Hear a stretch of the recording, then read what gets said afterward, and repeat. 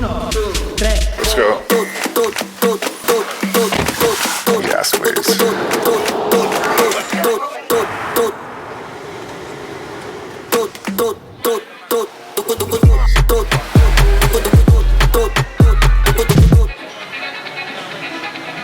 As you know, clinical efficiency is an important topic to me.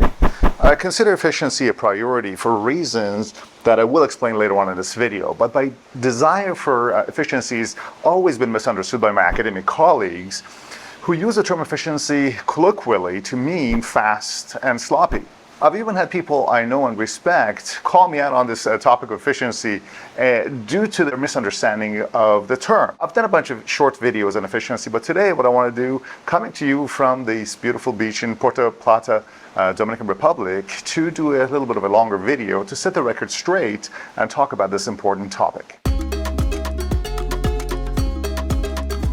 As a rule, people who misunderstand the term efficiency confuse it for meaning fast and sloppy work and don't seem to understand the following point. In the field of industrial engineering, the term efficiency is a jargon word to mean improved output, which means doing more without increasing the rate of mistakes. Basically, how can the defined goals and standards of efficacy be achieved with less waste of time and resources during the process of achieving it, while still maintaining the same exact results? This basically means that the term efficiency means achieving efficacy faster. It doesn't mean being fast, as the term fast lacks any kind of a qualitative component to it. The same is true in endodontics. Efficient endo is endo that achieves excellent results in less time. Inefficient endo achieves the exact same results in more time. When I was a resident 30 years ago, one of my resident colleagues showed a radiograph of a final case to our program director and said that I did this case in 30 minutes. Our program director looked at the x-ray and said, well, it looks like you did it in 15 minutes. You see, before we talk about efficiency, we need to spend a little bit of time talking about the goals and objectives so that we can see what does it take to achieve those goals and standards. This also means that we have to define the rate limiting steps in the process that we're trying to accomplish. The very steps that prevent us from achieving maximum speed and are constantly throttling our efficiency.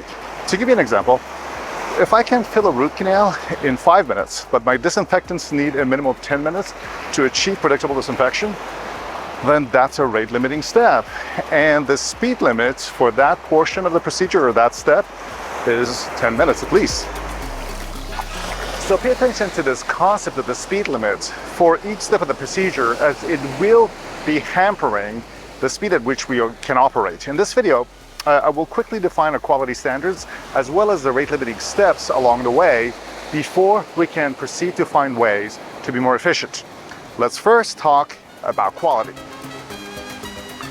Many folks define quality standards as a process set of standards, which means that you have to go through a series of procedural steps from A to Z. Other people use disease-based outcomes as their standards, which focuses on radiographic success of a case regardless of the patient's feedback. In my humble opinion, the most reliable success standards in a clinical practice must be patient-based. What I mean by that is that any experienced clinician knows that perfect process or disease-based outcomes that produce unhappy patients are not really truly successful results for that practice. A beautiful looking x-ray in a patient who's still sensitive to percussion or is unhappy about the overall experience in your care is hardly a successful outcome or a source of referral. This is where our organizational bodies have left a lot to be desired, as they have been focusing primarily on process and disease-based outcomes while completely ignoring the very important patient-based outcomes. This also happens to be the main thing that we learn in our schools and postgraduate programs, with all emphasis on the academic and radiographic disease and radiographic success without any management of the patient psychology. We end up focusing more on the tooth element as opposed to the human element that ends up being underemphasized.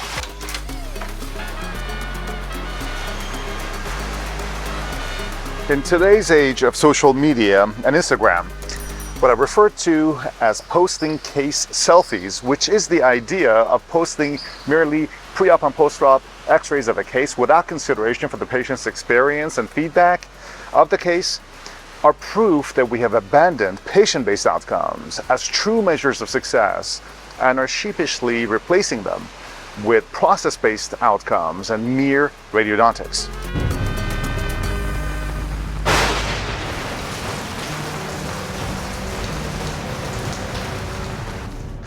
But that's a whole other lecture, and I don't want to get off the subject of efficiency. So let's just say that our patient-based outcomes are defined by a happy, healthy patient who's satisfied with the results that they got under your care and the circumstances that they presented with.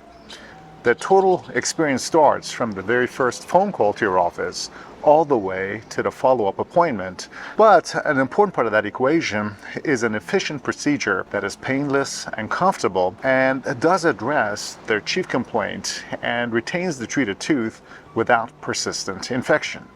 That is the goal as I define it. Okay, so if that's my definition of quality work, let's then briefly discuss some of the rate-limiting steps along the way that create speed limits and prevents us from being even faster. While the patient management, including the front office, assistants, and all of the supporting staff's role is also a crucial part of successful outcomes, I'm just going to focus on the clinical part of the procedure here for the sake of time. But I want to be clear that the non-clinical parts are equally important, and if not more important, for achieving great patient-based outcomes. Before we talk about the rate-limiting steps for a more efficient procedure, remember that I'm trying to make these little segments short, and this inevitably leads to some misunderstandings of my points. Look, in reality, much of this discussion is nuanced, but I'm going to share it as is anyway. Just be sure to comment below this video if you are confused about any of the points that I'm trying to make here, so that we can address it as a community in the comments area. Last thing I want is to be flippant about this very highly detailed and very important nuanced procedure that we do, which is endodontic therapy. Oh my God, so many caveats and disclosures. God forbid I'm judged.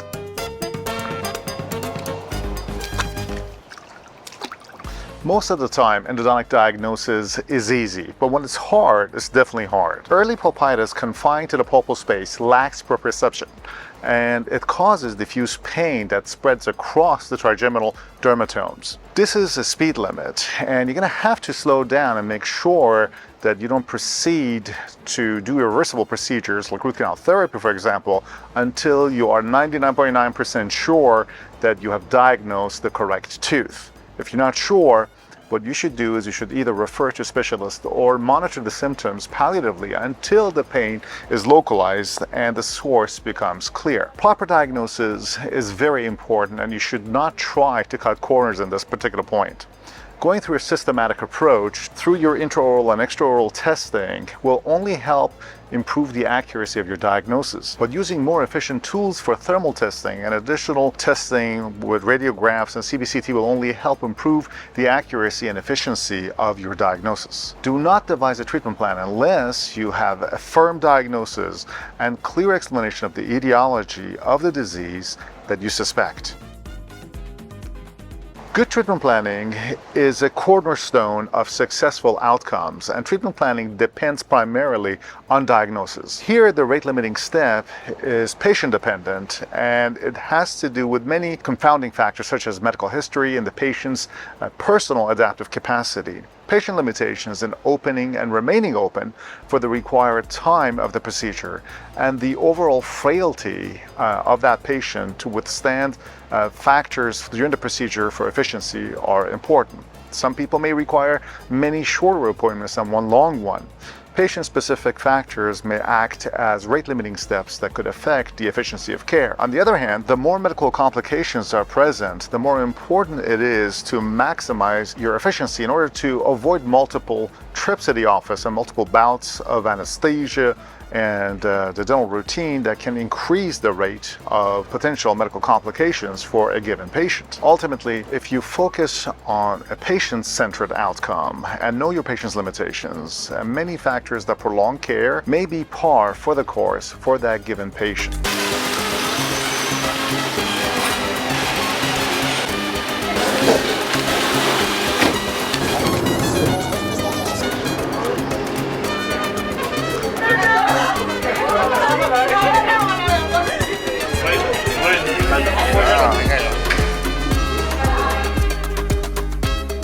Achieving profound anesthesia is critical for efficiency. When you have effective anesthesia, you can focus on the clinical steps without interruptions and have a patient that is comfortable throughout the procedure. Removing and replacing the rubber dam constantly to provide more anesthesia is not needed, nor, God forbid, having to give interpulpal anesthesia only because you're too lazy to remove the rubber dam to do a proper block or infiltration or additional intracellular injections. Remember, patient-based outcomes means that you lose points for anesthesia failure. Yeah, I mean, you don't see that little detail on that beautiful x-ray on Instagram, do you? This is why spending a little extra time early on to achieve profound pulpal anesthesia may appear like a waste of time at the first glance, but it will increase your overall efficiency of the procedure as it will avoid interruptions and, more importantly, will consolidate this basic pillar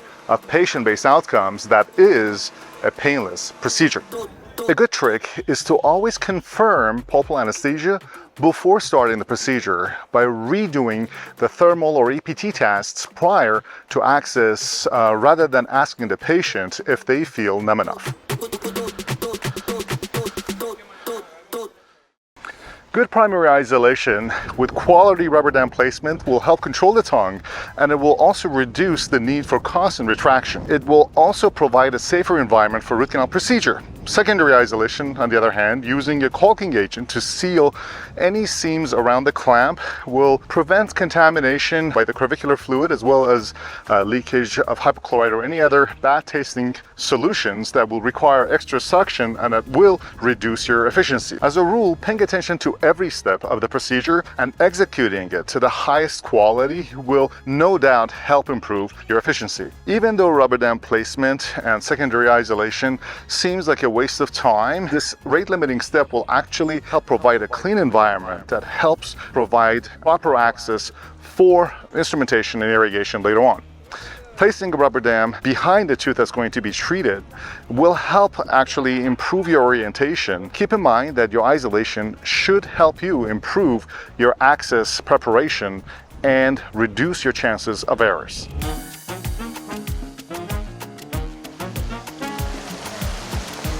A great access preparation will no doubt make your procedure more efficient. The whole point of good access preparation is that it facilitates your exploration and chemomechanical instrumentation. Tiny access preparations that hamper efficient instrumentation may be great if you belong to some kind of a minimally invasive club, or shall we call it some kind of a cult, or if you only live to post your access pictures on Instagram. Remember that your access should provide adequate convenience form. It should not cause you to struggle throughout the procedure, which will extend the procedure time while increasing your chance of procedural errors, such as missing canals, ledging, or file separation. Also, if you spend a few minutes after preparing your outline form using interrupted ultrasonic irrigation inside the chamber, you can help remove any of the free-floating calcified debris and reduce your chances of blockage later on.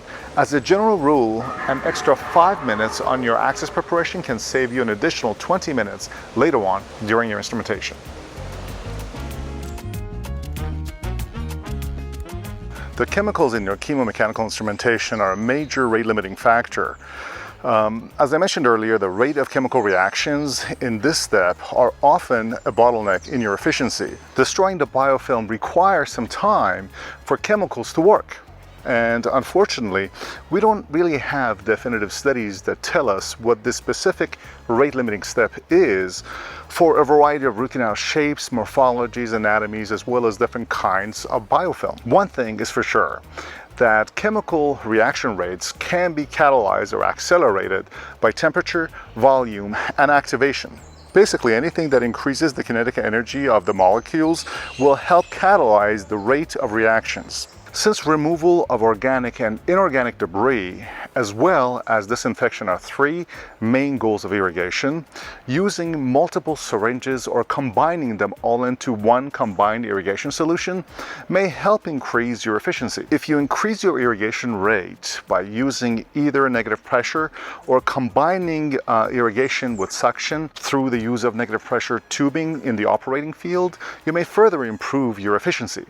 At the end, irrigation is a major rate-limiting step, and meanwhile, no one has really a definitive study to show how long is long enough for adequate irrigation. Don't hesitate to take your time or do the procedure in multiple steps using additional intracanal dressing if you feel further disinfection is needed for the case that you have at hand.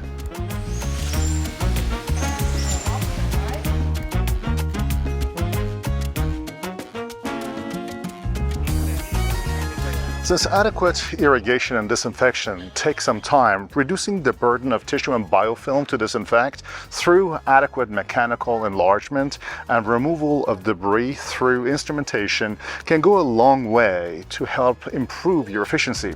Unless you're driven by the MIE people, you should know that larger apical preparations are more efficient ways of removing the biofilm from the canal than a minimal apical preparation size that will rely inevitably primarily on chemical disinfection and dissolution of the tissue on its own. Basically, if you want to be minimally invasive, then prepare to do multiple visit cases, as the physics of reducing the biofilm and tissue load chemomechanically is much more efficient than dissolving all the tissue chemically alone. That's why chemomechanical instrumentation is married as a term, as they work best synergistically together.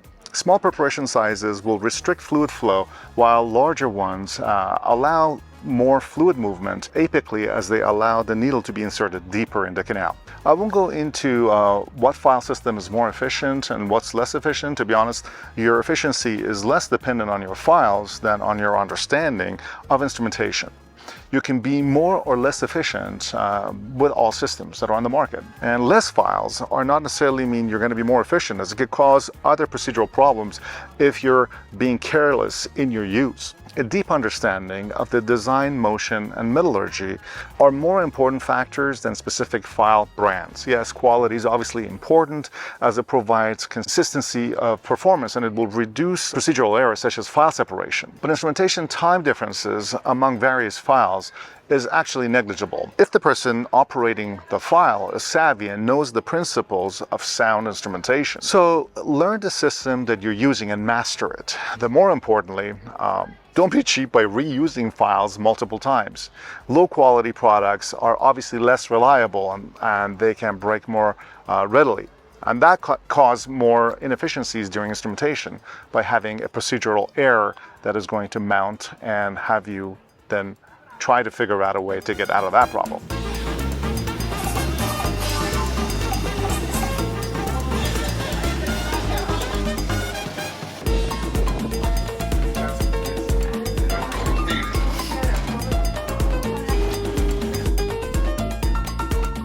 I'm not going to spend much time on this topic. If you're using negative pressure systems, you can always remove the bulk volume of irrigant in the canal before applying a single paper point to dry the canal adequately. Hydrophilic cements can help you skip the alcohol dehydration steps that are required for resin and ZOE cements that are hydrophobic, and that will save you a little bit of time drying the canal. But a paper point is still needed, even in hydrophilic cements, for confirming that there is no bleeding in the canal prior to obturation.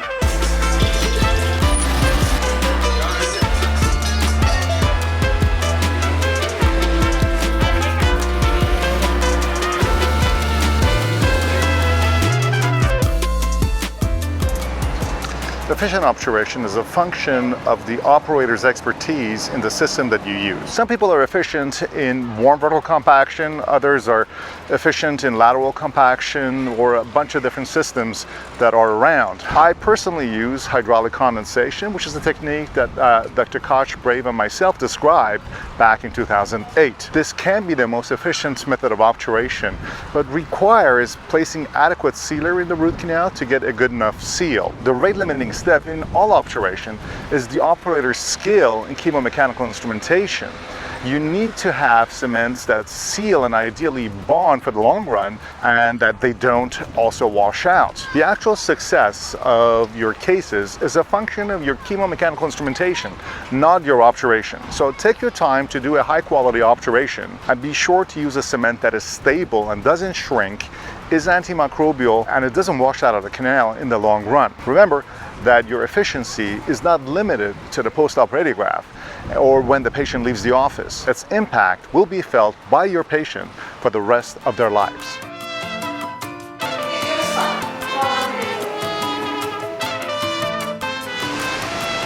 Can technology help? Of course it can. But you have to understand that there is no piece of technology that can do magic or compensate for a clinician's own inadequacies. As I've mentioned before, the most important way to be more efficient is to develop a mindset of efficiency. This means that you have to care about being more efficient. Besides filming yourself, doing a procedure, and then watching it later on with your assistant to discuss the areas of inefficiencies when you work together, adding a simple timer to your operator can also go a long way to find where you are in the procedure. There is a tendency to fiddle around during these procedures and be indecisive. Knowing where you are in the procedure and then how far you have to go is probably the fastest way to get there.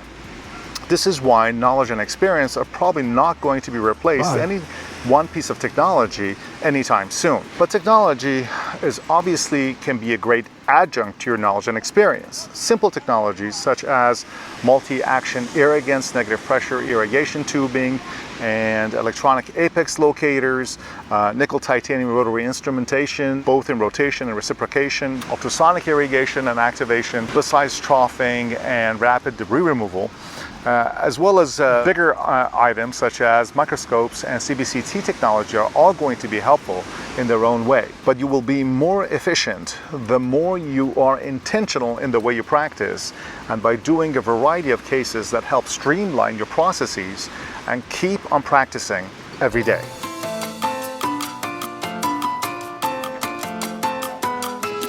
Look, as I've mentioned throughout this video, efficiency is not about being fast and sloppy. In fact, the most efficient people are those who know when to slow down. The Formula One driver who's constantly putting the pedal to the metal is an accident waiting to happen. The best drivers are those who know the course thoroughly and they know when to slow down and when to accelerate. The surgical procedure is likewise. You may occasionally need to take a step backwards before you can leap forward 2 steps. The efficiency of care is very important. You're working against the clock. Local anesthesia, hemostasis, patient's temporomandibular joint, and their ability to stay open all have half-lives during the procedure. In order to produce the best patient-based outcomes, we have to understand that the procedure is about the patient and not about us. Our comfort and convenience is not a priority in a patient-based standards. Our duty is to produce successful and predictable results within the time frame of our patients' limitations. Of course, when we can't do that, then we should take as long as it takes to provide quality service. That's what it's all about. But we should always be vigilant to improve our efficiency because time is of essence, and it's always the most valuable commodity in the world. Alright, we come to the end of this video. I hope you found it helpful. If you did, make sure you make a comment below and let me know what you thought was helpful to you, and also share your own comments about efficiency below there, and let's get the conversation going in the community. Anyway, until next video, let's save some tea and have some pina coladas.